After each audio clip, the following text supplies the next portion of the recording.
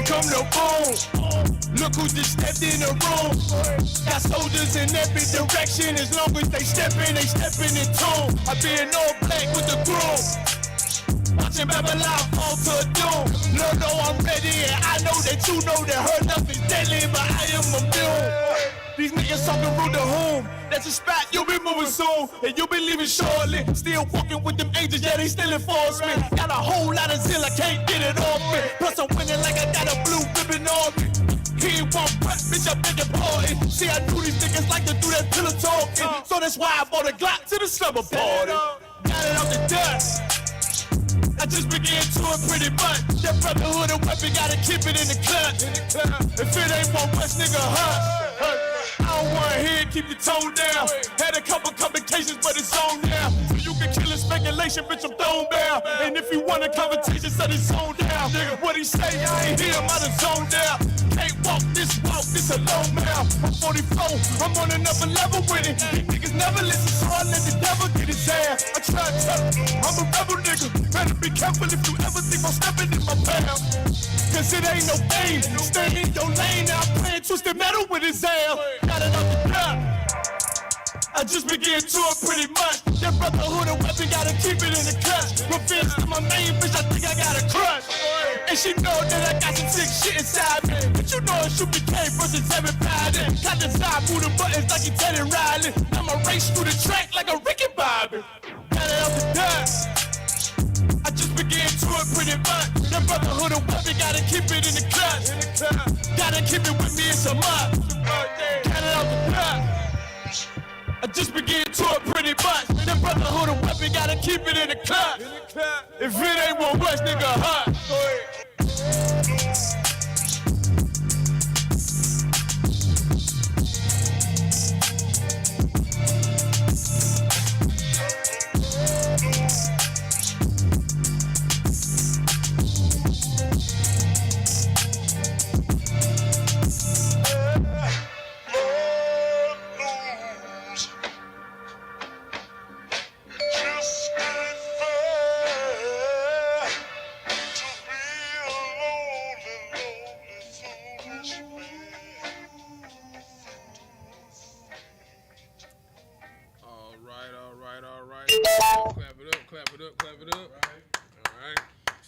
School of Universal Practical Knowledge started out at 1 West 125th Street, Harlem, New York, under Commanding General Yohana. You understand? It is Monday, the history breakdown class, where we get into the hidden mysteries, the parables, line upon line, precept upon precept, line upon line, here little, there little, using external references to back up what is written biblically in the Bible, right? So this class is a continuation of the fall of Babylon. So this is part 2, a continuation, so just a recap, right? So in part 1, we broke down Revelations 13, 1 through 18. Dealing with the beast, right? You know, they're like the precepts for the beast with Deuteronomy 7 and 22, Ezekiel 34 and 8, and then like the different beasts. So there was like, you know, it was a leopard. The leopard stood for Greece, for Alexander the Great, because Alexander the Great, he had a leopard throw on his horse. That's what he rode on, right? We showed pictures and examples. The bear was the Persians and the Medes. Precept for that, Daniel 7 and 5. The lion represented the Assyrians. It's literally the representation of one of their god, right? Of Babylon. He had a face. The god had a face of a head, the face of a man, body of a lion, right? Which was in Daniel 7, 1 through 10 as well. Also in Daniel 2. We kind of touched on the mark of the beast, Revelation 13 and 16, Deuteronomy 6, 7 through 8, which brings us to where we are now, right? Which is part 2 of Babylon is Fallen, We're going to be going to the book Second Esdras in the Apocrypha, chapter 11, verse 1. When you got it, brother, go ahead and read it. I'm going to go there with you. Let me get there. All right, go ahead. It's the book of Second Esdras, chapter 11, verse 1. Mm-hmm. Then I saw a dream, and behold, there came up from the sea an eagle. A what? An eagle. A what? An eagle. All right. So, what? So you'll know what we're dealing with, right? So, what nation is synonymous with the eagle outside of Edom? Oh man, I didn't download the image. That's all right. I'm gonna download it real quick so I can pull it up on the screen for you guys. So what nation is synonymous with the eagle? You said outside of Isupk? Outside of Esau. I mean, it's still Esau, but we're talking about like kingdoms, empires, dynasties. See, I believe the Grecians and the Romans used it. Yeah, for sure the Romans, right? Let's see. Hold on. Let me pull it up on the screen. 1 second, y'all. I thought I downloaded these things. I evidently did not. So you can see and read along what is about to pull and read along as well. 1 second. Come on, Google. Gmail. So the Roman Empire was synonymous for the eagle, right?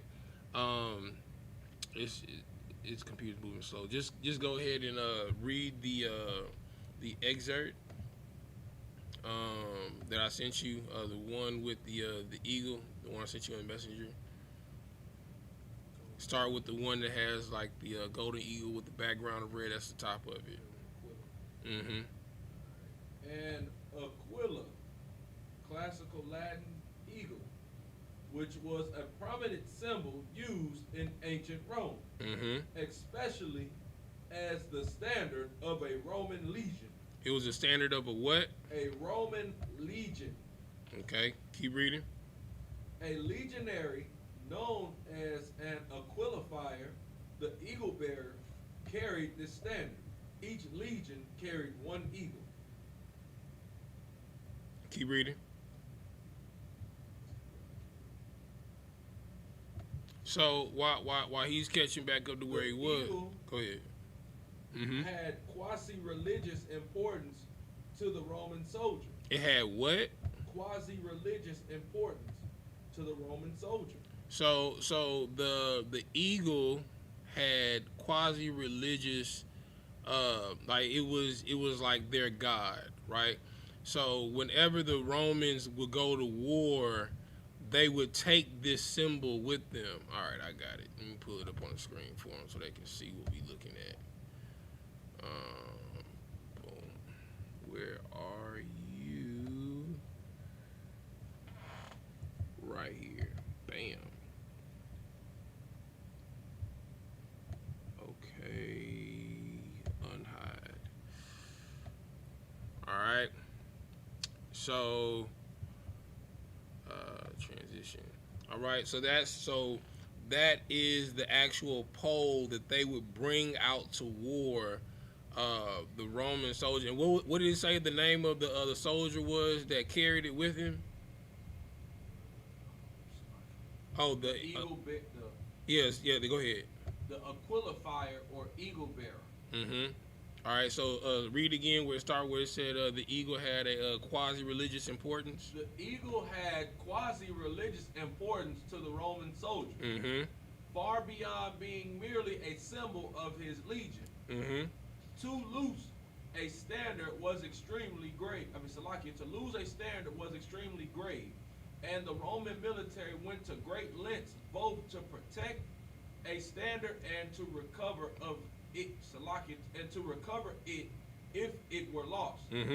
After the annihilation of 3 legions in the Teutoburg Forest, the Romans spent decades retaliating for the defeat while also attempting to recover the 3 lost eagles.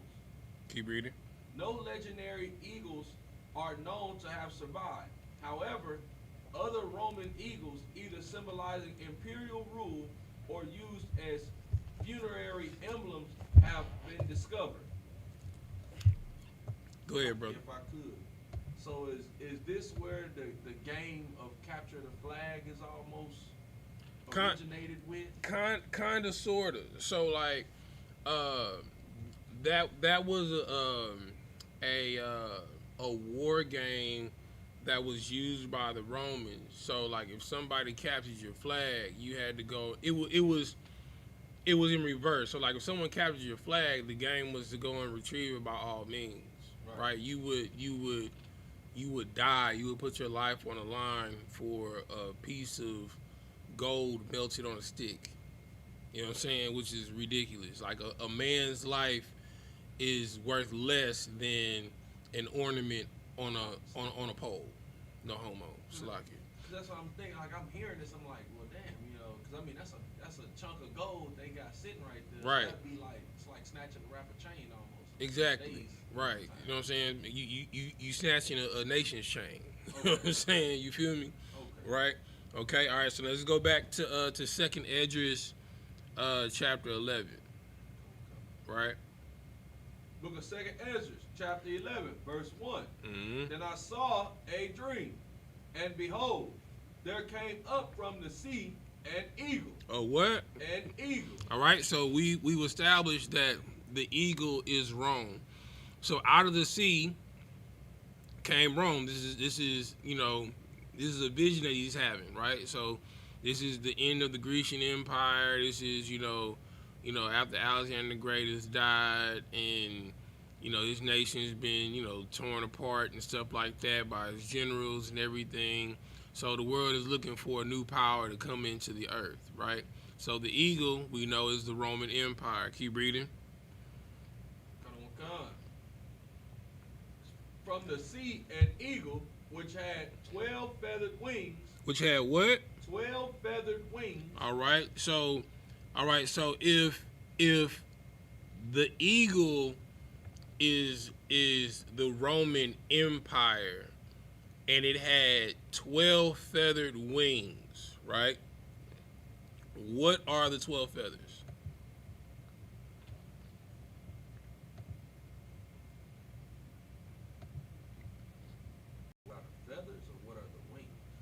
What are the 12 feathers?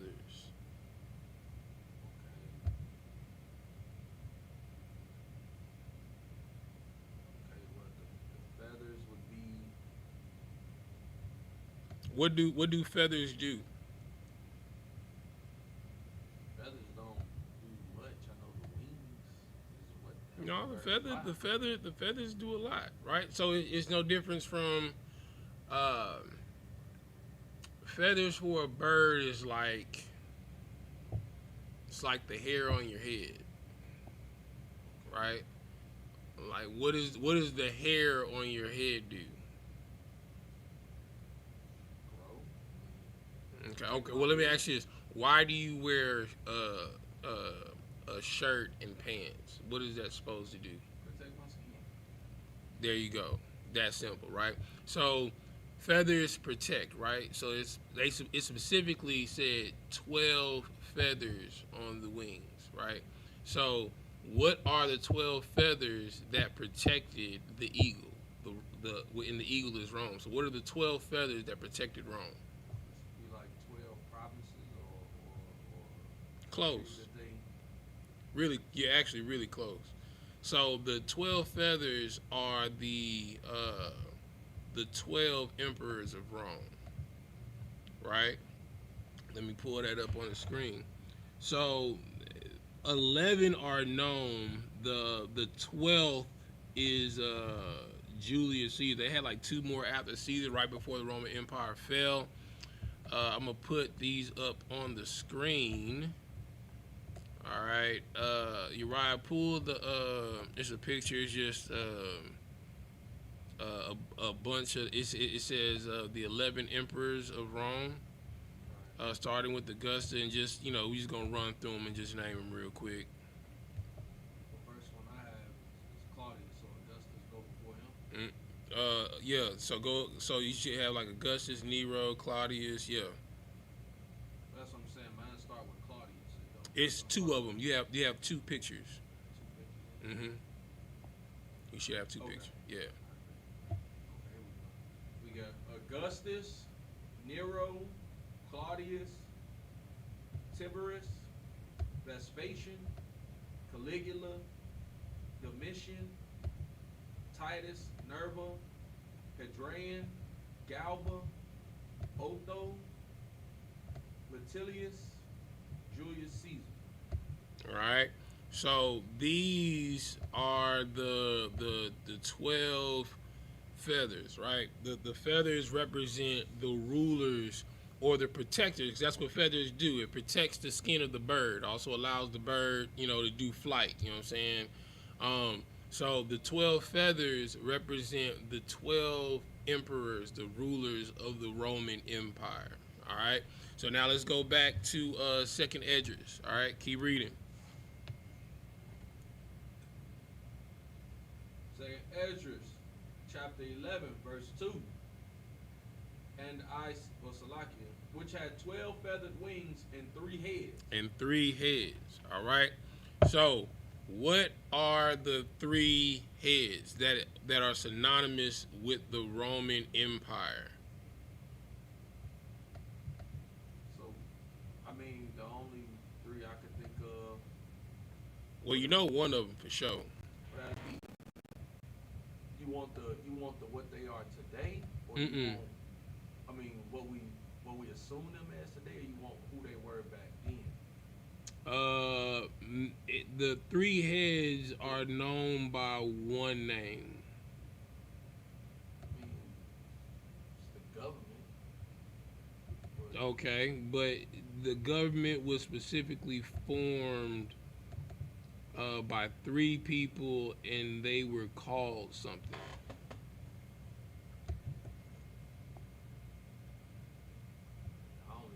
I think I know the names of the people, and I think I remember what they all represented. Cause one was like a army, he was like the army general or something Right, like that. right. The other cat, he was he worked his way, he was like a bureaucrat, something like that. Right. And then the other cat, I believe either he had the banking behind him, or he was like he was like a judge or something. Right. So, I know one was Caesar. right. So, it's called the first triumvirate, right? So, the first triumvirate, I'm gonna read it real quick because I didn't send that to you, I don't think. In ancient Rome, a group of 3 men holding power, in a particular, the first triumvirate, unofficial coalition is Julius Caesar, Pompey, and Crassus in 60 BC. The second triumvirate, a coalition formed by Anthony, Lepidus, and Octavius in 43 BC. So this office was held by Salakia. Their actual, names, Marcus Crassus, Gnaeus, Pompeius Magnus, and Julius Caesar, right? So these are the 3 heads, also known as the triumvirate, right? The triumvirate. Okay, but what's specific about these men led the way and created what's known as the 3 branches of government, right? So, we're gonna pull.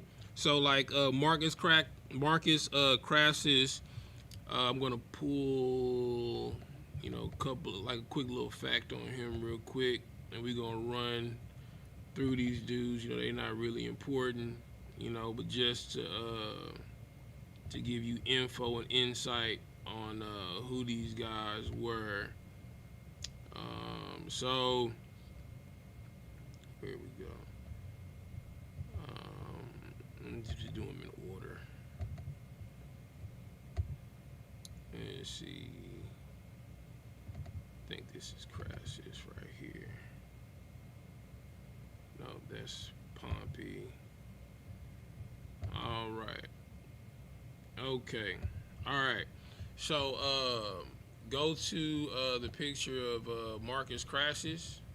All right. So this is Marcus Crassus, right? You know, Edomite, oppressor, slaver, right?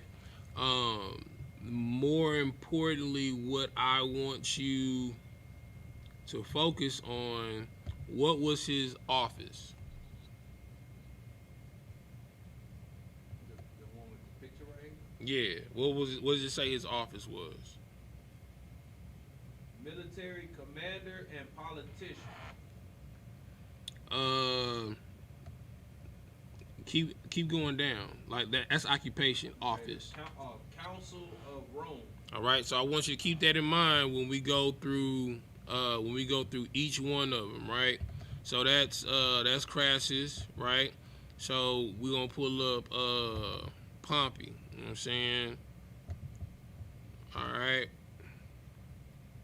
All right. So this is Pompeius. All right. So we're going to scroll down to what his office was. All right. What was his office? Roman consul, governor of Hispania Ulterior. All right. Now let's pull up Julius Caesar. And you also see one of his opponents is Julius Caesar, because this is the person that ultimately ended up betraying him. All right. All right. So this is Julius Caesar. All right. Let's scroll down so you can see what his office was. All right. All right. So go ahead and read what his office was. Office of a dictator and consul. All right. Okay. So now we're gonna go to and read what the Council of Rome was, and how is that applicable to the state that we live in today. All right. Hold on 1 second, brother.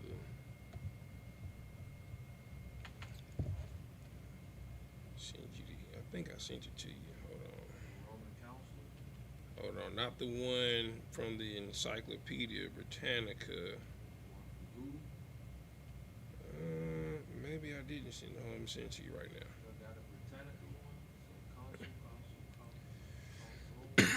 No, that's another one.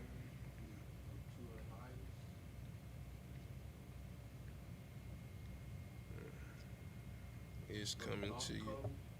No, it's coming to you right now, brother.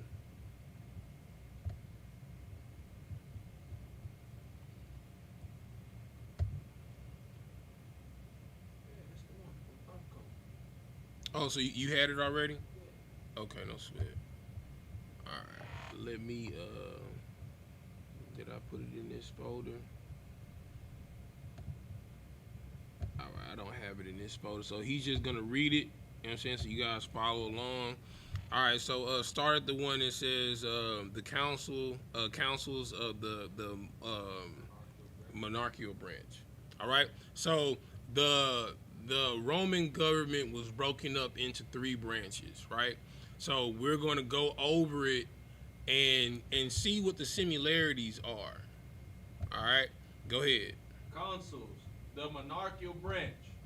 2 magistrates called consuls carried on the function of the former kings, holding supreme civil and military authority in Republican Rome. Okay, so the monarchical branch, you know what I'm saying, basically ran the military, right? And this was formed basically a council of the dictator, right? So it would be considered like the cabinet, right, for the president. Okay, All right. Now read the powers of the council. Powers of the consuls. Consuls held imperium and had the right to 12 lictors or bodyguards each. Mm-hmm. Each consul could veto the other. Could do what? They could veto the other. Right. So this is where the idea of the president having veto power comes from, because these people dealt directly with the dictator. You know what I'm saying? At this time, it was Julius Caesar. Right. Keep reading. They led the army, served as judges, and represented Rome in foreign affairs. They served as what? As judges and represented Rome in foreign affairs. You understand? So that's the first thing that you have to understand, right? So they were in control of the military. They led the army, right? And they served as judges, right? So this would be considered the what branch? The judicial branch, right? Okay. All right. Now go to the next one. Consul safeguards. The 1-year term, veto, and co-consulship were safeguards to prevent one of the consuls from wielding too much power.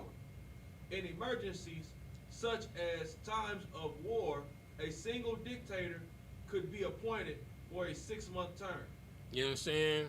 So, in this case, right? Hold on one second. Let me go to where you are. All right. So the safeguards, right? So they were only elected like to a 1-year term, right? So they had different so this was so like the king or the dictator or the ruler could basically hire and fire people at will, right? If they didn't appease the king, they could easily be terminated, right? I'm sorry, go you reading at the councilship safeguards? All right, yeah, okay. All right, no sweat. All right, so let's go to the next branch, the Senate. The Senate, the aristocratic branch. Mm-hmm. The Senate, Senatus, Council of Elders, related to the word senior, was the advisory branch of the Roman government. Was the what branch? Advisory branch of the Roman government. Mm-hmm. Early on, composed of about 300 citizens who served for life. That served for what? For life. I mean, that pretty much sounds like a senator today, right? Right. You know what I'm saying?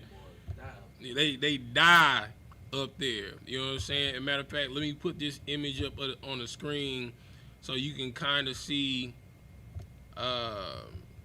like the branches of government today and how they are orchestrated and designed and pretty much laid out exactly the same. All right? So you can kind of get an understanding of like the U.S. government, right? Let's see. Boom.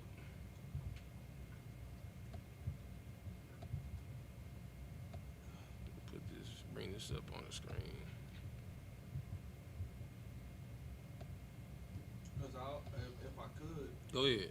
you know, like in today's time, people wonder why you have families of senators, congressmen, things like that. Right. And what they did then is the same thing that they do now, that these seats are particularly held for families. Right. It's held for people of a certain status. They tell you anybody could get up there, which is true, but you have to break the status barriers in order to get there. Because, I mean, I've just read a little piece of it in there, but of course, you know, there were times in which that poor people couldn't break that status barrier and would remain in your same status quo. Right. And those people were just older, you know, well-off people that would sit in those seats. It wasn't something that was you know, given to the common man. You know? Right. So you know, the first one he just read was the what was it? The mono. Hold on one second. Let me pull it back up. The monarchical. Yeah, the monarchical branch. You know what I'm saying? Which is pretty much like the executive branch, right? So they are just like you have the president. You know what I'm saying? But in that case, you have the emperor, which is Julius Caesar, right? And his cabinet, right? So the monarchical branch would be like the cabinet of the president, right? Okay, and like what we're reading right now, okay, dealing with hold on one second, dealing with the Senate, right, is the legislative branch, right? So the legislative branch consists of Congress, the House of Representatives, and the Senate, right? And like the senators back then were senators for life, just like they are pretty much today. All right. So keep reading. They were chosen by the kings at first, then by the consuls, and by the end of the 4th century, by the censors. Right. So they went through a voting stage just like our senators go through. Right. They would be in there for life, and then they would die. Seat would be vacated, and there would be a vote to go for the seat for the Senate, or by the House of Representatives. Right. Just like the House of Representatives as well. All right. Keep reading.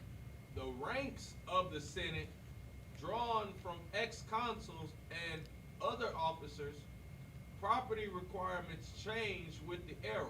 At first, senators were only patricians, but in time, plebeians joined their ranks. You understand? Let's just look at what that word is. Plebeians. I believe that there is, like I say, it's like for people that own stuff, because right here it say, you actually had to be of work. You had to actually have some type of estate in order to hold them offices, and they gave it, to regular people. Let's see, plebeian.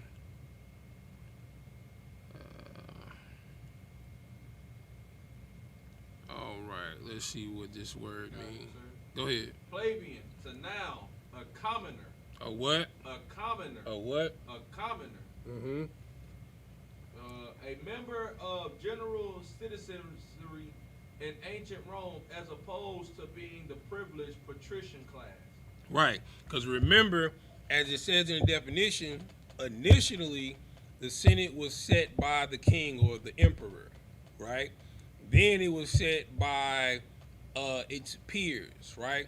Then it was set by the people or plebeians, right? So the reason for this is so the people felt like they had the power, right, to make change by putting certain people in office, but you were picking of the two evils that they put in front of you. You understand? And the people they were picking came from the wealthy class, like you were saying. All right? Okay. Now, let's go to the next one. Assembly. The assembly, the Democratic branch. Mm-hmm. The Democratic branch. The assembly of centuries. Comitia Centurata, Mm-hmm. which was composed of all members of the army, Mm-hmm. elected consuls annually. The assembly of tribes, Comitia Tributa, composed of all citizens, Mhm. approved or rejected laws, and decided issues of war and peace. Okay. So you have the judicial branch, the executive branch, and the legislative branch, right? And in the executive branch, you have the president. The president will be considered the dictator. Okay, so read about the dictator. Dictators. Sometimes dictators were at the head of the Roman Republic. Mm-hmm. Between 501 and 202 BCE, there were 85 such appointments. There were what? 85 such appointments. Mm-hmm. Normally, dictators served for 6 months and acted with the consent of the Senate. Mm-hmm. They were appointed by the council or a military tribune with consular powers. Because the struggle in Rome was always between the emperor and the Senate, right? So either you had a dictator that just had complete control and neglected the Senate, or the Senate was in power and they put their puppet in office for 6 months to be the emperor. That's why they said it's only 12 emperors of Rome, or they call them the 12 Caesars, right? That ruled with the iron fist outside of the will of the Senate, right? So they had like many people, that rose to the rank of emperor, but they were only 12 Caesars, right? Go ahead. So basically, as if I could, They had 85 people that rose to the spot and held it for they 6 months and was gone. But these other 12 was some type of either did some type of good to maintain it and turn to a bastard, or they was just killing, bastards right? regardless. And that's the next the next part, the dictator for life. Those were the 12 Caesars. Okay, so the bastards. All right, let me get that. The occasion of their appointment included war, sedition, pestilence, and sometimes for religious reasons. Mm-hmm. In 82 BCE, after several battles and rebellions amounting to a civil war, Lucius Cornelius Sulla in 138 through 79 BCE named himself dictator for as long as necessary. For as long as what? As long as necessary. Mm-hmm. The first in 120 years. Mm-hmm. He stepped down in 79. In 45 BCE, the politician Julius Caesar, from 100 to 44 BCE, was officially appointed. So, like I said, you know what I'm saying? Like the first triumvirate, right, was basically the first mob. You know what I'm saying? Like the Roman Italian band, the first Roman Italian mob. You know what I'm saying? The first organization. You know what I'm saying? They called themselves the first triumvirate. You know what I'm saying? So basically Julius Caesar was like, okay, I'm gonna rule the army, you know what I'm saying, with an iron fist, right? I'm gonna need you guys and Claudius, right, to rule over the monarchical council, and guys, I'm gonna need you to sway the Senate, right? And with that, Julius Caesar was able to do whatever the hell he wanted, of course, until he got stabbed in the back by the Senate. You understand? And your boy Pompey took over. You know what I'm saying? Which inevitably happened, right? But the scriptures is gonna bring all of that out. All right. So let's get back to Second Esdras, chapter 11. Book of Second Esdras, chapter 11, verse 2. Mm-hmm. And I saw, and behold, she spread her wings over all the earth. Mm-hmm.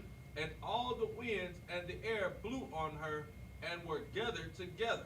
You understand? So her wings and her feathers spread to the entire earth, right? So this represents the conquering of Rome, conquering the known world that Alexander conquered, right? So that they would be the iron fist in the world. All right, keep reading. Verse 3. And I beheld, and out of her feathers there grew other contrary feathers, and they became little feathers and small. So these are the 85 that rose up and fell down real quick, right? That the Senate appointed. So you had the 12 feathers, which are the 12 emperors of Rome that ruled for their life, like their entire life. They ruled until they died, or they were killed, right? So, let's see.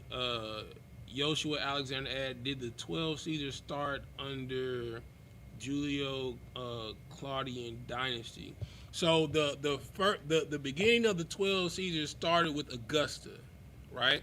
So that was the beginning of the rule of the Caesars, right?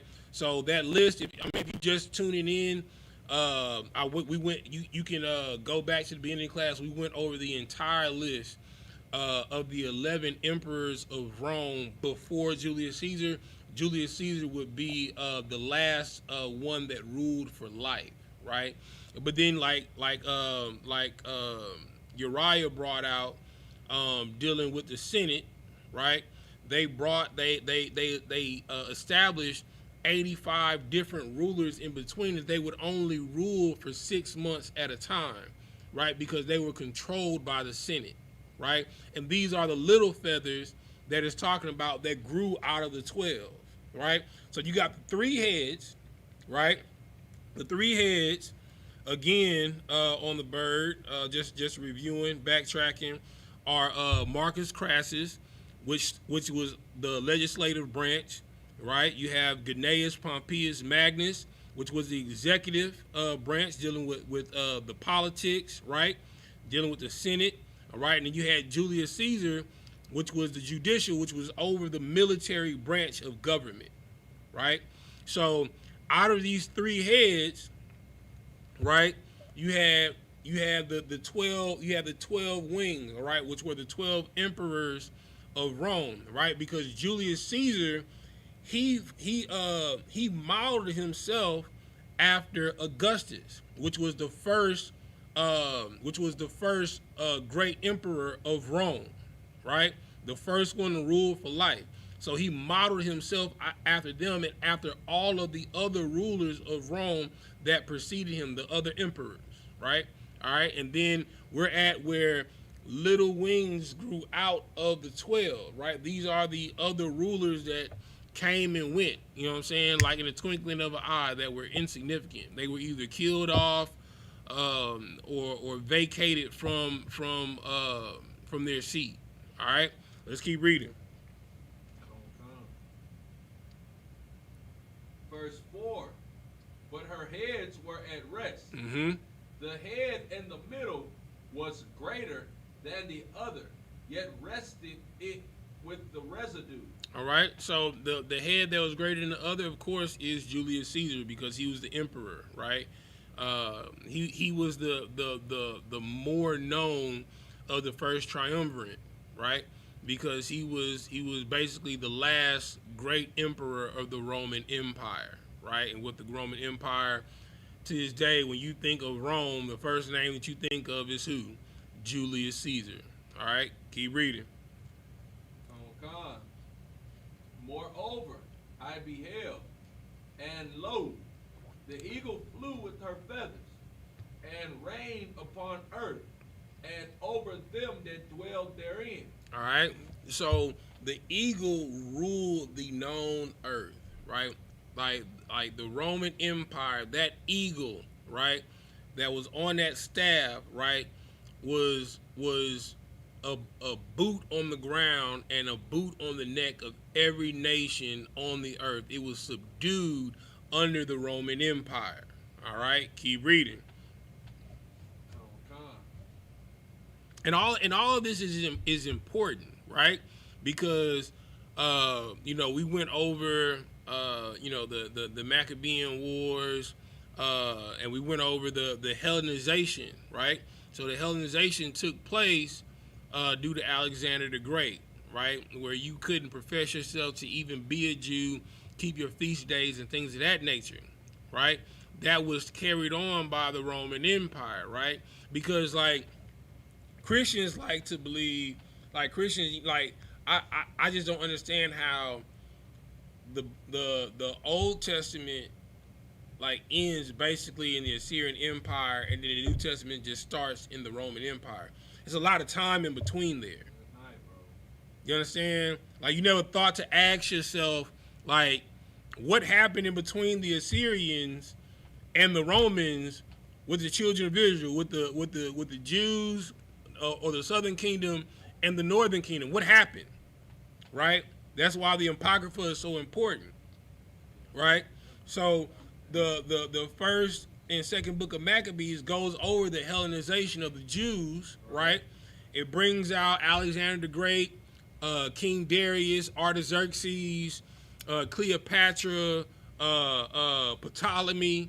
You understand? And they say, and it has dates. So they say like the Bible doesn't have actual historical figures. That's a lie, right? And that's why the Monday history class is so important, right? Because we use external references to back up what's in this book. All right, go ahead, keep reading.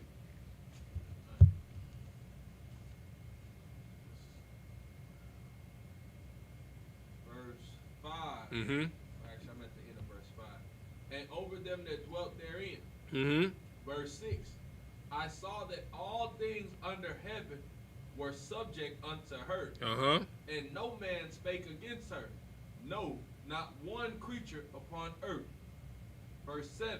And I beheld, and lo, The eagle rose upon her talents, and spake to her feathers, saying, Watch not all at once, sleep every one in his own place, and watch by course. You understand? So the eagle heads were saying basically the feathers like everybody's not gonna watch it once, right?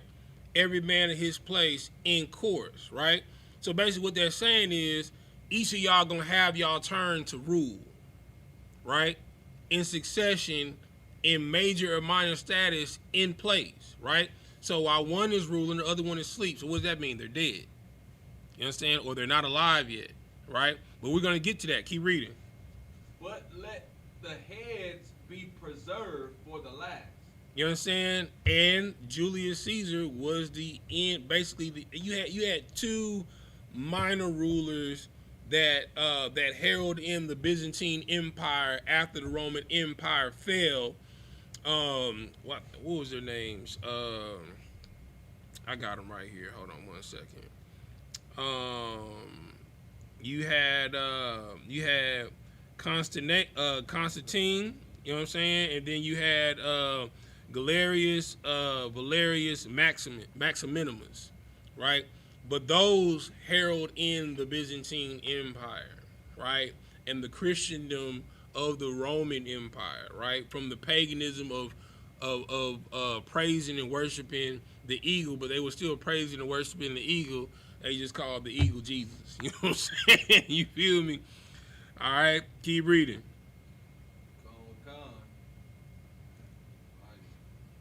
Let the heads be preserved for last.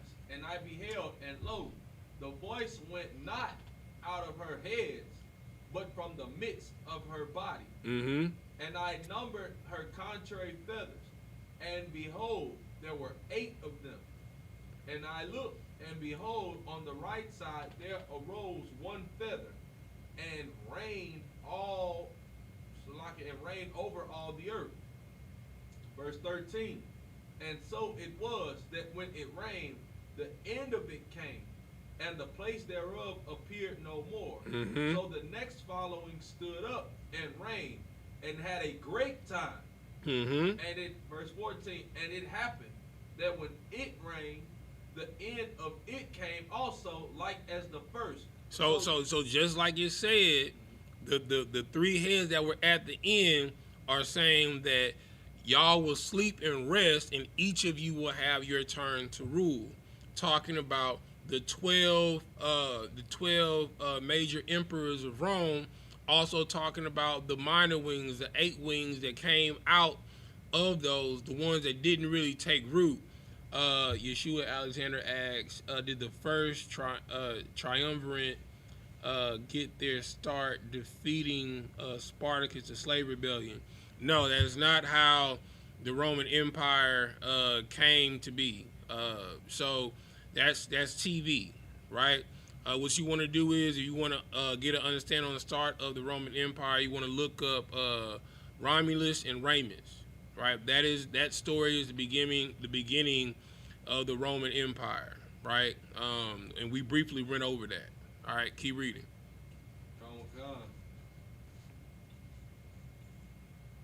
And it happened that when it rained, the end of it came as like the first, so that it appeared no more. Mm-hmm. There came a voice unto it, and said, Hear, thou that hast borne rule over the earth so long, this I say unto thee, before thou beginnest to appear no more, there shall none of thee attain unto thy time, neither unto the half thereof. So the eagle heads are saying that none of you will rise up until it's your appointed time, right?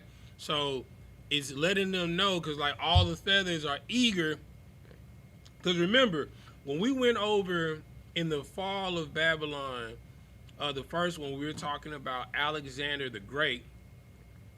Alexander the Great is that serpent, right? That the old serpent and the devil that was tied down for 1,000 years and then released onto the earth, right? We brought that out. We backed that up with lost tribes in promised lands, right? To where it showed Alexander the Great, who united Gog and Magog, and it had depiction of him being the Antichrist and the devil, right? The devil is an epithet that is attributed to a man, right? Like Satan is a spirit, right?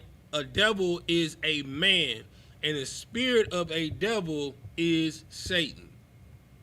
All right. So Alexander the Great is the beginning of the beast that would rule, right? Okay, he's one of the mighty beasts that would rule, right? He was the leopard, right? Okay, you remember you had the bear, right, which was the Persian and the Medes, right? And then you had the lion, which was the Assyrian, right? The next that came after that was the eagle, which was the Romans.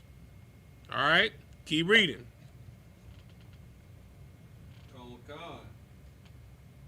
Then arose the third and reigned as the other before, and appeared no more also.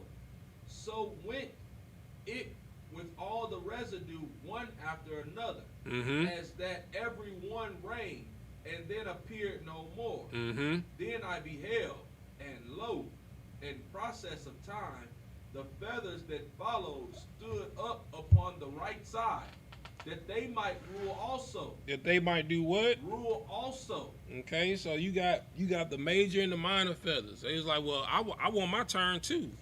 You know what I'm saying? Like, because they know that their time, each of these beasts reign a time and heralding the coming of the end. Right? So everybody want to rise up and get their turn because they know the end is coming. Right? We're still in the Roman Empire right now. You understand? Keep reading. And some of them ruled, but within a while they appeared no more. For some of them were set up, but ruled not. After this I looked, and behold, the 12 feathers appeared no more. Okay, so now we've gotten through all of the major emperors, right? You understand? So all the major emperors have ruled no more, right? Now you got the minor boys that's trying to come up and battle for their seat. All right, keep reading. But this I looked, and behold, the 12 feathers appeared no more, nor the little 2 feathers. And there was no more upon the eagle's body, but 3 heads that rested, and 6 little wings. Then I saw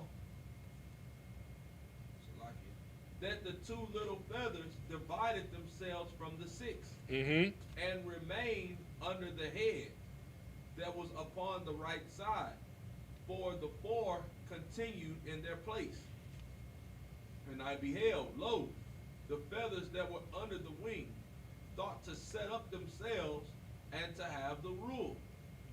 And I beheld, lo, that there was one set up, but it shortly appeared no more.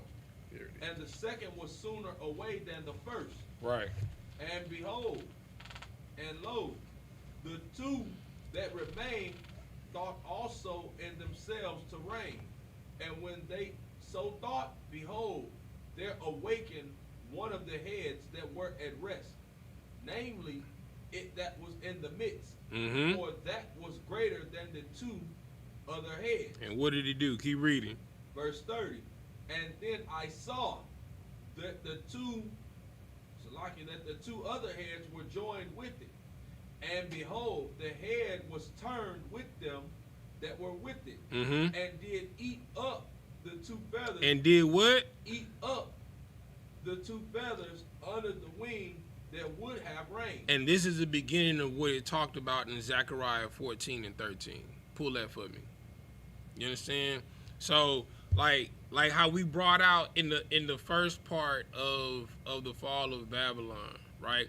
So the reason why we're bringing out, so you can know where we are in the end of days, right? So Alexander the Great, right, was the herald, the beginning of when, like, people like, well, when did it happen in the book of Revelations when the great dragon, when he was bound for 1,000 years, came back? That was Alexander the Great. right? So that's check, right? Okay, and then the coming to powers, right, of the other nations, right? So you had the what is the 7 heads and the 10 horns, right? Which were the different nations that came out of Alexander the Great, right? And one of the beasts is the Roman Empire, right? So as we're checking these things off, is letting you know that we are closer to the end than the beginning, right? We got the plagues and the pestilence going right now. You know what I'm saying? The water's already been turned to blood. You know what I'm saying? The red tide. You feel me? So the veil has already been poured into the water, right? Because, we've literally watched this on the news. Like, this happened, 2 years ago? Yeah, 2 years ago, right? Where in the Florida Bay, in China, and also in the Caspian Sea and in the Atlantic Ocean, you had red tide where the algae killed everything that was in that cove.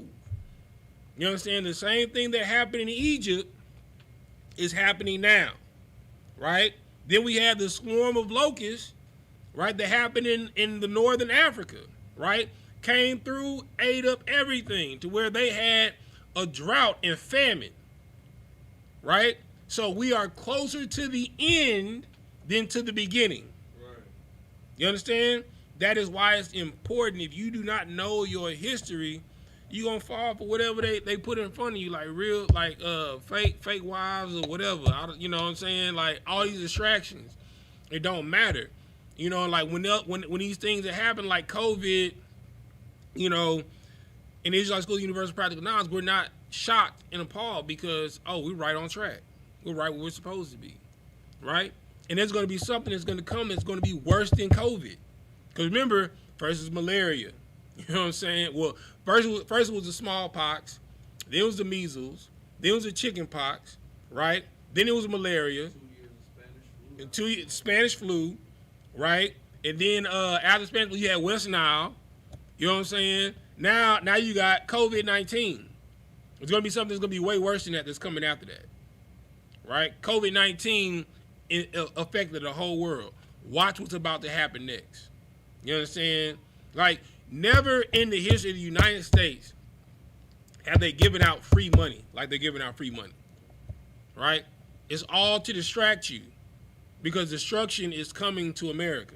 That's why you got all these people building these underground bunkers or turning old missile silos into underground bunkers because they know what's coming. That's why Donald Trump has created the Space Force, because he knows what's coming. You understand? That's what the Hubble telescope is. It's not to chart the universe. It's asphyxiated in one area, in one region, to watch a person that's coming. And they know it's coming. You understand? Keep reading. Yeah, Zechariah 14 and 13. Book of Zechariah, chapter 14, verse 13. Mm-hmm. And it shall come to pass in that day that a great multitude from the Lord shall be among them. Mm-hmm. And they shall lay hold every one on the hand of his neighbor. Mm-hmm. And his hand shall rise up against the hand of his neighbor. Verse 14. And Judah also shall fight in Jerusalem. And the wealth of all the heathen round about shall be gathered together, gold and silver and apparel in great abundance. You understand? So this is where we are, right? It started back then, right? Neighbor rose up against neighbor, right? The eagle heads ate the feathers. You understand? And then the eagle heads started, well, we're going to get to that. The eagle heads started eating the eagle head till one was left. You understand? Just like now, they stormed the Capitol. Their own people stormed the Capitol. Neighbor's going to rise up against neighbor. Nation against nation. Kingdom against kingdom. Right? The Lord is going to weed out the competition by making them fight against themselves. And just like it talks about in Jeremiah 16, right now is the fishermen. We going out, we fishing our people. You understand? Bringing them out of the world. But then he said next we're going to send the hunters. Right? We're going to hunt them out of every cleft of the rock and out of every hole. You understand? Go ahead. Keep. Go back to. Second Esdras. Yeah.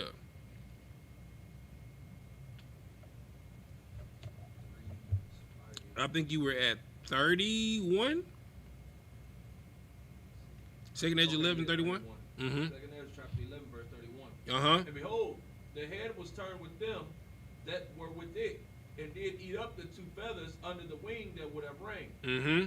Verse 32, but this head put the whole earth in fear, and bare rule in it over all those that dwelt upon the earth, with much oppression. You understand? Under Julius Caesar heralded in the worst oppression upon the face of the earth.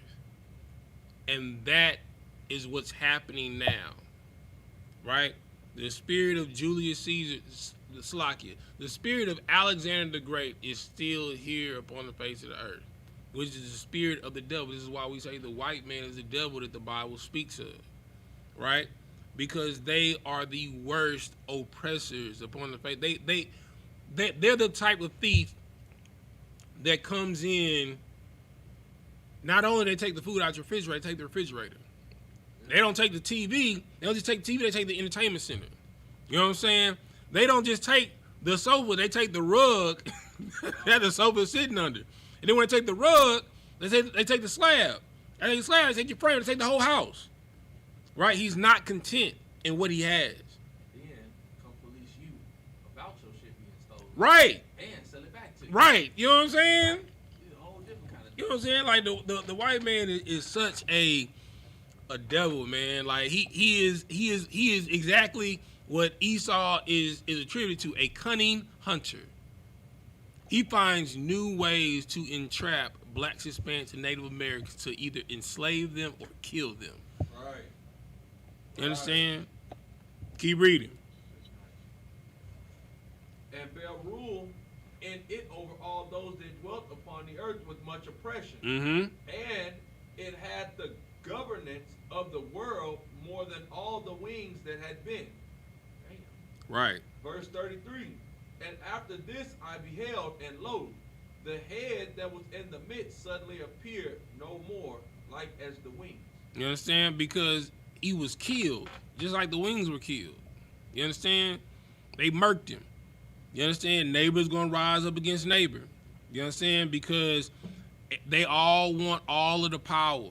You understand? But the power, you understand, belongs to the Most High. And we are the princes of the power. You understand? So, whatever the scripture says that the riches of the wicked are stored up for the righteous. Right. You know what I'm saying? I.e., why all these stimulus checks are flowing out right now. Right. You know what I'm saying? All these loans with Salakia. Niggas, spicks, and savages have never gotten loans with low interest rates. Never. Ever. In the history of America. Ever. You understand? We were redlined. You understand? We did a class on that. You understand? Go and look at the red line laws. They specifically targeted African Americans to move them in and isolate them in white neighborhoods and charge them high interest rates to where they would not be able to ever come out of debt. And then that debt would go to their children. And if the children couldn't pay, they would take the house back and give it back to white people. You understand? Which is known as gentrification. You understand? Keep reading.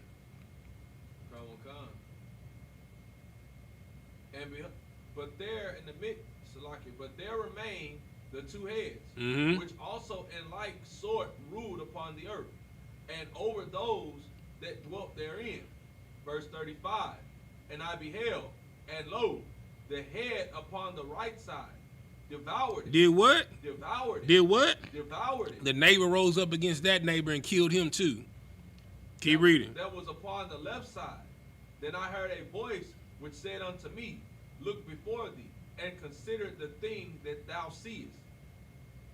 And behold, and lo, as it were a roaring lion chased out of the wood, Mm-hmm. and I saw that he sent out a man's voice unto the eagle, and said, Hear thou, will I talk with thee, and the highest shall say unto thee, Art not thou it that remaineth of the four beasts. Of the what? Of the four beasts. Mm-hmm. Whom I made to reign in my world, that the end of their times might come through them. That the end of their times might come through them. You understand? So each of these beasts herald the end of a time of an age coming to the end of the world. The scripture says that Esau is the end of the world and Jacob is that follows thereafter. So that's why you don't see the Israelite School of Universal Practical Knowledge tripping when they're storming the Capitol. We want this nation to fall. Because in the ashes of this nation, Yasha'Allah, you understand, on Israel in the Hebrew, the princes of the power shall rise out of the ashes. That's right. You understand? We will develop, you understand, the kingdom of heaven. It's being built right now. If you were at the Passover, you saw the kingdom of heaven. Right. You understand? It was a glorious event. You saw the kingdom of heaven. Like, this is how I knew it was the kingdom of heaven. I thought people didn't come to the Passover, but I realized it was at the Passover because at the Passover, they was posting pictures at the Passover. That's how many people were here. Man. You understand? Yeah. It was a great and glorious event, man. Like, the whole nation was here. You understand? And the white man tried to stop the rest, like, you know, our brothers from Trinidad and Tobago, you know what I'm saying? They wouldn't let them come. You know what I'm saying? Our brothers and sisters from the UK, they wouldn't let them come. Our brothers and sisters from Canada, they wouldn't let them come. Imagine if they were here, how even much more glorious it would have been. Now, we were already unnumberable out there. It was a sea of blacks, Hispanics, and Native Americans, the most beautiful sight I have ever seen. And ask me, was there one incident? No, it wasn't. You understand? Only in the truth will you get thousands of blacks, Hispanics, and Native Americans together, and there won't be an issue. There won't be a conflict. They will be at peace. The lambs lying with the sheep. Right. I'm sorry, the lions laying with the sheep. You understand? Like, that is the kingdom of heaven. And that is what we are fighting for. Keep reading.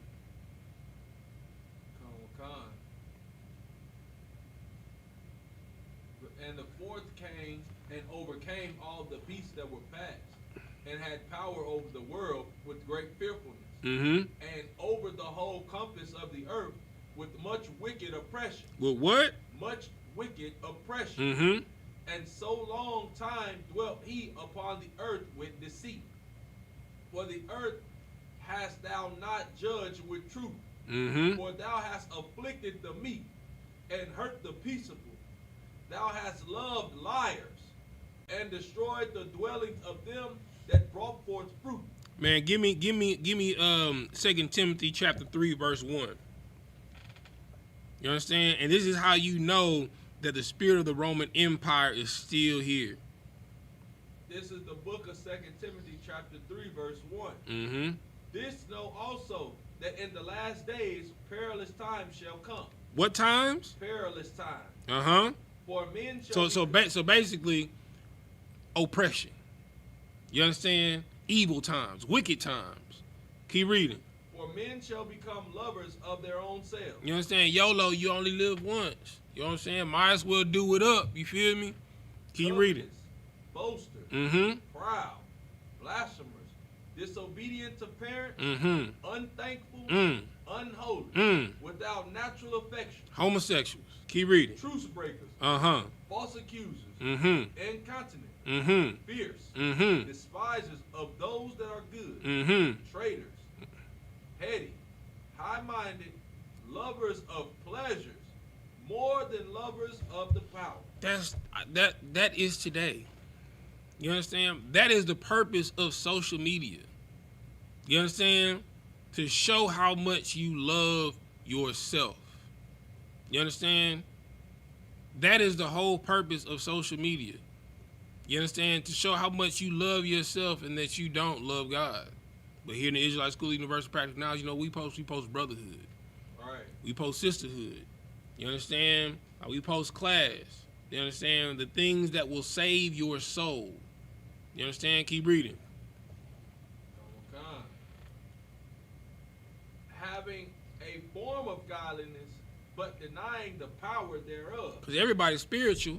You understand? Everybody everybody has some form of spiritualism. You know, whether they're Yogananda in doing yoga. Yes, that's what they call. You know what I'm saying? To become a yogi, you have to follow after. Yogi? Yeah, to become a yogi, you know what I'm saying? Basically the highest form of yoga, you have to follow after the practices of Yogananda. You gotta be smarter than the average bell. You feel me? Yeah, hey boo boo. You know what I'm saying? You know what I'm saying? You got, you know, Buddhism, Hinduism, you know what I'm saying? Islam, Ifa, Santeria. You know what I'm saying? All these things having a form of spirituality, you understand? But denouncing and not honoring the one true God. You understand? Keep reading. For this sort are they which creep into houses and lead captive silly women laden with sin. You understand? And that's why our sisters are destroyed today. That's why our sisters are you know, out here doing the silhouette challenge. You know what I'm saying? Out here, you know, doing the busted challenge. You know what I'm saying? Like, you know, destroyed. You know what I'm saying? Wearing garments that show everything. You know what I'm saying? Like literally, I literally saw a picture of Gucci Mane's wife. I think they were going either to the BET Awards, but it was a sheer Swarovski crystal dress, and you saw everything. You could see her vagina, you could see her titties, you could see her posterior. You understand? You can see her behind. You feel me? Left nothing to imagination. You know what I'm saying? Basically, Gucci was basically toting around his whore. Yeah. You understand? Having every man gawking and desiring his wife. You understand? When what is yours is for you. You understand? Keep reading. Oh God. Ever led away with diverse lusts, ever learning and never able to come to the knowledge of the truth. Mm-hmm. Now as Janus and Jambres. Oh no, you good. You good. All right, so let's go back to the second Esdras 11. I think you were at the end of 42 going into 43.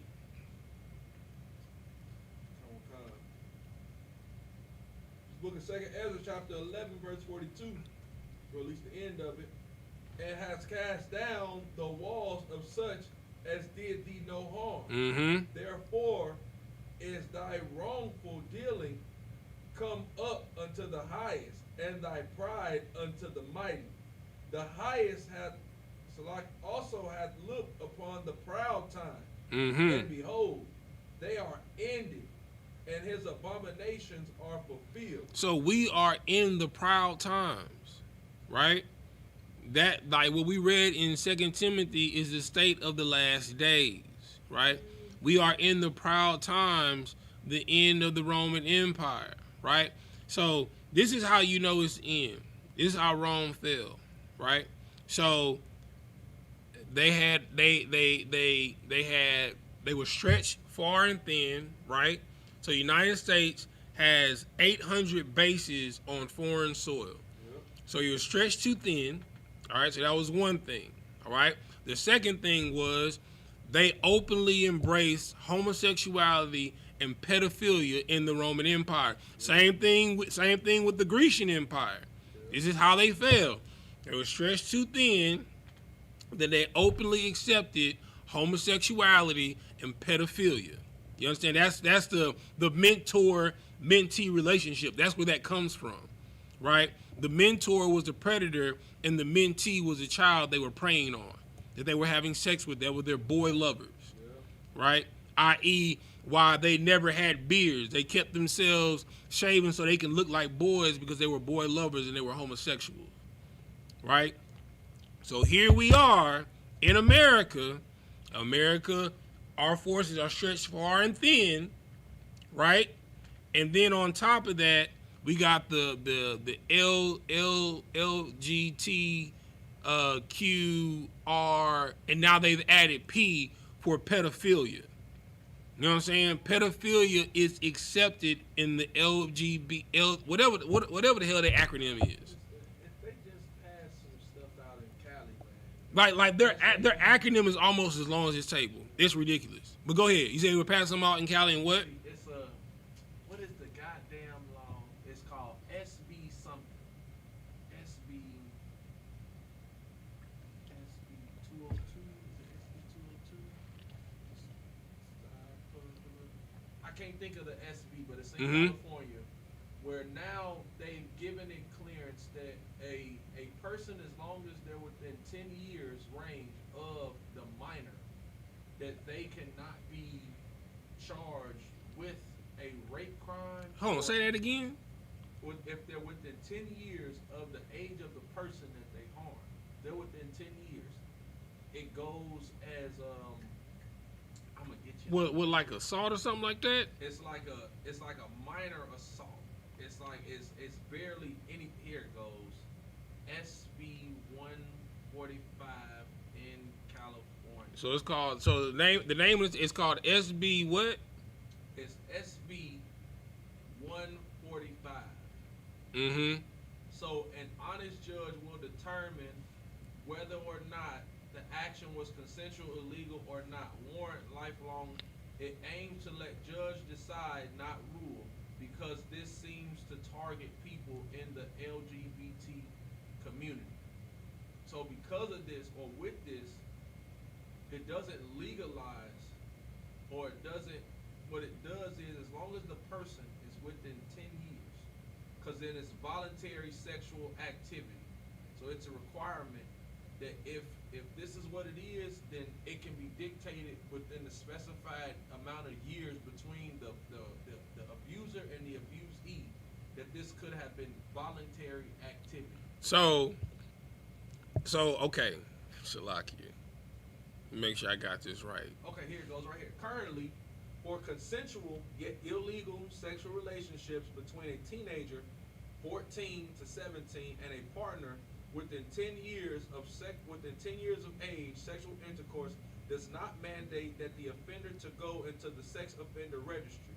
Rather, the judge has discretion to decide based on the facts of the case whether the sex offender registration is warranted or unwarranted. By contrast, for all other forms of intercourse, specifically oral or anal intercourse, sex offender registrates mandates under the situation with no judicial discretion.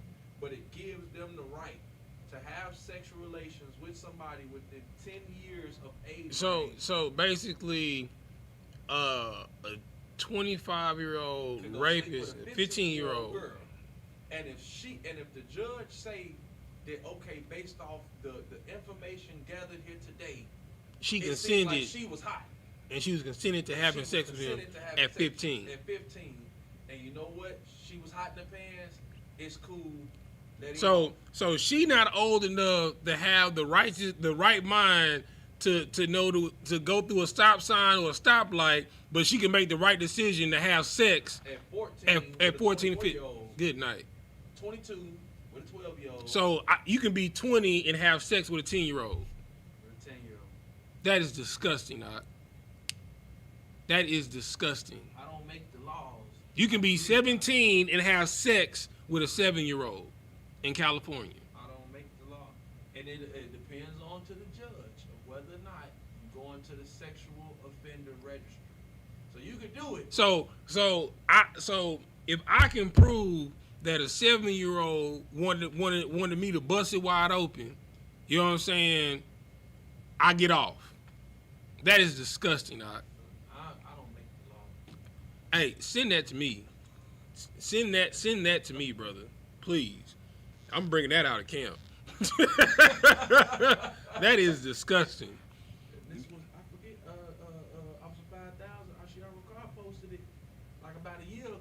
That is disgusting. It's been for a year.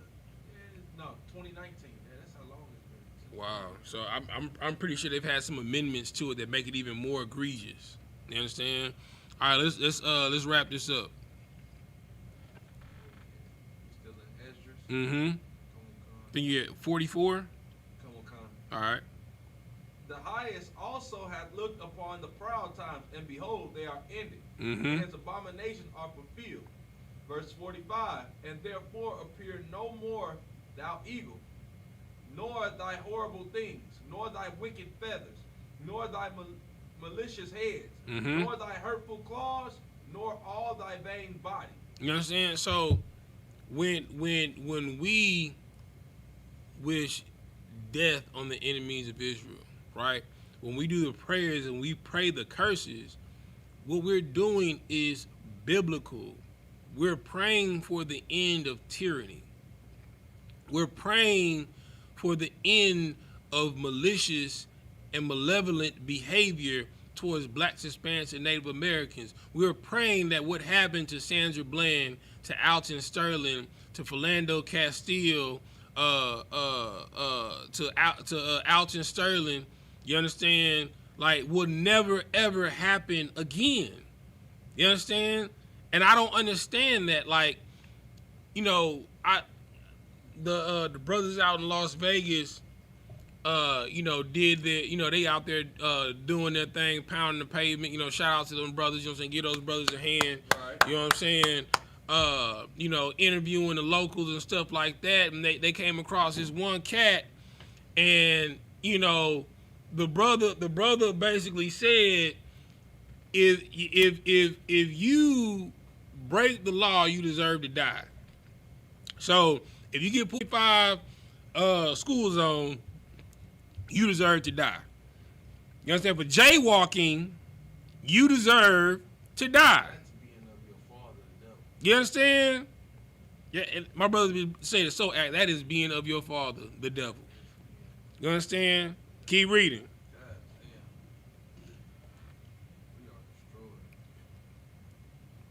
Come on. Verse 46. Mm-hmm. That all the earth may be refreshed Mm-hmm. and may return, being delivered from thy violence, that she may hope for the judgment and mercy of him that made her. You understand? Give me Proverbs 29:2. You know what I'm saying? To solidify what they're saying. You feel me? When the righteous are in rulership. You understand? This is the book of Proverbs, chapter 29, verse 2. Mm-hmm. When the righteous are in authority, the people rejoice. Mm-hmm. But when the wicked bear rule, the people mourn. I mean, even their own people, even the white people are in mourning. They stormed the god doggone Capitol. You understand? Like the whole earth is in mourning, right? But when they see a black, Hispanic, and Native American people that they resent, you know what I'm saying, jump out of the gym, they rejoice. You know what I'm saying? When they see them run faster than the average man, they rejoice. So imagine when we are in rulership.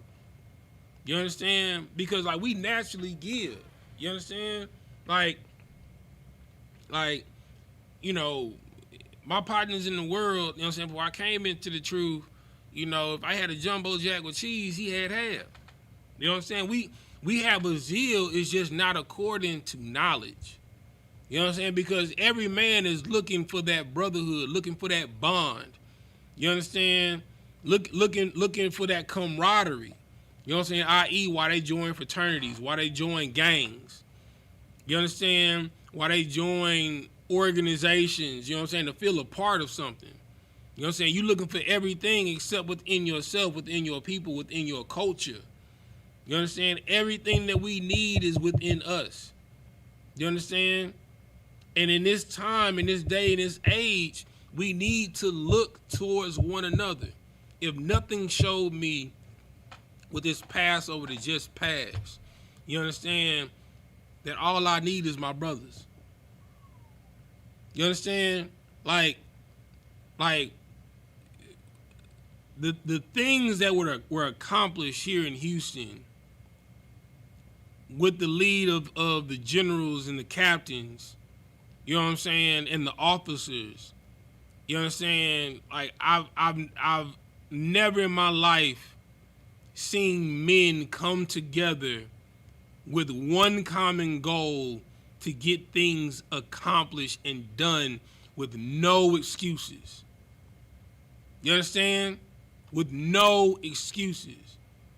And it proved to me that if we do this as a nation, the Most High is going to send Christ overnight, man. You understand? Like all Blacks, Hispanics, and Native Americans need is Blacks, Hispanics, and Native Americans. There's nothing for you in this world. Like what are you going to do? I mean, you're going to keep, I hate to quote the Biggie song, keep partying and bullshitting? Shalakia. Keep living for the weekend? Like, how many brunches is enough? You know what I'm saying? I work, you know, I'm an executive chef at a restaurant, right? I see the same faces every week. I appreciate the business, but I see the same faces every week. You know what I'm saying?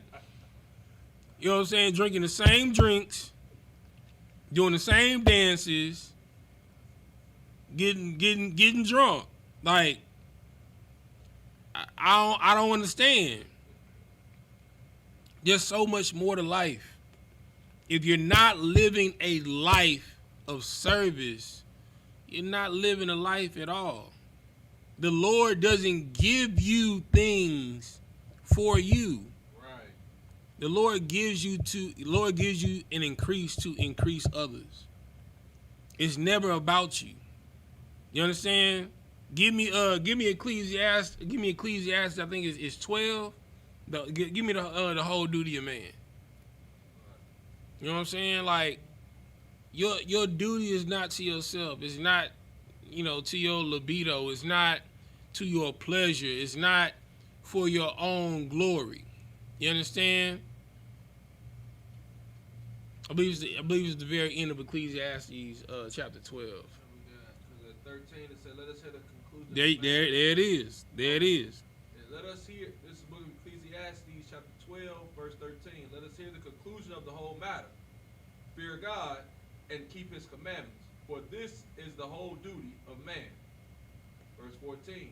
For the power shall bring every work into judgment with every secret thing, whether it be good or whether it be evil. You understand? Like the whole duty of man is to serve God and to keep his commandments, man. I'm sorry, to fear God and keep his commandments, right? And to fear God and to keep his commandments is to love your brother as thyself. So you serve your brother like you want to be served. You treat your brother like you want to be treated. You love your brother like you want to be loved. You care for your brother like you want to be cared for. Same thing for his family. You understand? Like, you should never seek vainglory. You understand? Right. Like the Bible talks about that. Give me Proverbs 25 and 1. This is like one of my favorite analogies in the Bible. That's overlooked. This is the book of Proverbs, chapter 25, verse 1. Mm-hmm. These are also Proverbs of Solomon, the men of Hezekiah, king of Judah, copied out. It is the glory of the power to conceal a thing, mm-hmm. but the honor of kings is to search out a matter. Mm-hmm. Verse 3, the heaven for height, and the earth for depth, and the heart of kings is unsearchable. Mm-hmm. Take away the dross from the silver, and there shall come forth a vessel for the finer. You know what I'm saying? Like, how do you know the mind of Christ? Right? Like, nothing pisses me off more than to see these fake Israelites call someone in the world 2/3. Like, Salaki, nigga, you might be 2/3. You understand? Like, ain't nobody saved around here. You know what I'm saying? We are working for the crown, for the glory. You don't know the mind of Christ. You understand? You might do like Christ might come back and all the work that we done. He said, appreciate it. Shoot, shing, slay you. You understand? You don't know the mind of Christ. Who can know the mind of a king? His eyes are to the kingdom. You might not be fit for what he needs as a placeholder to build the kingdom. Right. You understand? But he'll bring forth a vessel with the dross and clean it up, and to be finer than the finest things of the apparel. Right. You understand? Keep reading. Take away the wicked from before the king, his throne shall be established in righteousness. You understand? That's why there is no Christian church that is open right now. The Lord has taken away the wicked things from before him. There's no Muslim mosque that's open right now. Guess what? During Ramadan, the cobblestone was vacant because the Lord has taken the wicked things from in front of him. But you know what was popping? Passover. You understand? You know what was popping? Feast of High Hanukkah. You know what was popping? The Feast of Unleavened Bread, the Feast of First Fruits that's coming up. The truth is popping. That's right. You understand? The truth ain't stopped. It is going forth into the earth faster than anything moving right now. Because the Lord has removed the wicked things from in front of him. Keep reading. Put not forth thyself in the presence of the king. You understand? Don't like. I always use this analogy. I always say that I'm a filthy rag not fit to wipe the floor of the throne room of the Most High God. But somehow he still finds use for this old dirty rag every day. You understand? I'm not fit to wipe the floor of the throne room of the Most High God. You understand? I know my place. And in me knowing my place and humbling myself, the Lord finds use for me. Read that verse again. Put not forth thyself in the presence of the king. You know what I'm saying? Don't look at me. I'm right here, Lord. No, work, and the Lord will see you. You understand? Keep reading. And stand not in the place of great men. You understand? Don't be like, you know, like when, like, prime example, right? So like during Passover, you know, they called, you know, the captains of 13,000 up to the stage. Right. You know what I'm saying? So it would be foolish of me, an officer of 5,000, to try and walk up there to the stage. You know, I'm going up there with the captains. You know what I'm saying? Right? And you would have been embarrassed and told to exit the stage. You know what I'm saying? No sweat. Keep going. For it is better that it be said unto thee, come up hither, Mm-hmm. than that thou shouldest be put lower in the presence of the prince whom thine eyes have seen. You understand? Like, don't strive to be seen. Strive to work so much that you're not even seen. Right. To where they're like, well, where's Uriah? Oh man, you know, he on a mission. He had to go pick up some brothers from the airport. You know what I'm saying? You know, or where's Iran? Oh, he's in the back doing shamar. You know what I'm saying? Or where is Ram? Or Ram, he's in the back on the pit making sure everybody's getting fed. Or where is Nakamai? Or Salakia, sir, he's in the kitchen ordering the kitchen staff, so we can have everything ready when everybody's ready to eat. You know what I'm saying? Or like that's where you want to be, a servant that works so hard that the great men, the kings, you understand, the men of renown are requesting your presence. Like, where are you? You understand? It is better to be caught with your hand to the plow working, you understand, than to be caught on a lunch break when the Most High comes. When he sends Yahushua. It is better to be found working. You understand? And to be called up. You understand? And with that, you know what I'm saying, we're going to say Shalom, Yahweh Shem Shabbat, and say Amadium, which means to stand. All right? We're going to do the Lord's Prayer in Hebrew, then in English. We're going to say Sar, which means to turn. All right? Face the east. We're going to do the Lord's Prayer first in Hebrew, then in English. Repeat after me. Abanawa. Shabbat Shemayim. Quadash. Hayab. Shemka. Yahweh. Balat with Ka. Daba'ah. Ratazayaka. Hayab. Aisha. Ba'aratazah. Kawa. Hayab. Bashemayim. Nathalanawa. Lakum. Kal. Yawam. Wasalaknawa. Kabawapnawa. Kasalaknawa. Kabawapnawa. Wala'ah. Dabi'aynawa. Badasaya 1. Abal. Hawashaynawa. Mayan. Rai. Kayab. Lakab. Hamalakwa. Wahala. Wahapta Para. La'awalamim. Aman. In the English, our Father, which art in heaven. Hallowed be thy name. Yahweh. Thy kingdom come. Thy will be done in earth as it is in heaven. Give us this day our daily bread, and forgive us our debts as we forgive our debtors. And lead us not into temptation, but deliver us from evil. For thine is the kingdom, and the power, and the glory, forever. So be it. Sar, turn the face to front. Men of Israel, go give courtesy salute to the brothers and to the sisters. Men of Israel, by the Shabbat, Bajim, Rock, Yahweh Hashem, Yahweh Shah, Brakatha. Dr. Matar, Sar, turn the face to sisters.